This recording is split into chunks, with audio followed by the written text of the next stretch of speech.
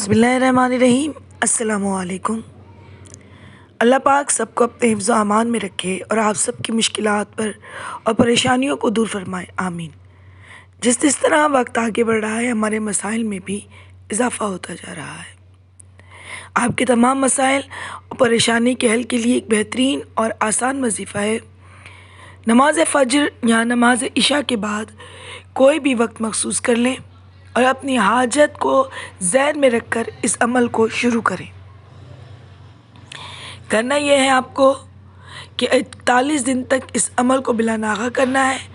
अव्वल और आखिर 11 मरतबा दुरूद पाक पढ़ें और दरमियान में 500 मरतबा सूरह फातिहा की आयत पढ़ें, इय्याका नअबुदु व इय्याका नस्तईन। इंशाअल्लाह ताला इस अमल की बदौलत हर जायज़ हाजत और दिली मुराद पूरी हो जाएगी और हर परेशानी से निजात मिल जाएगी।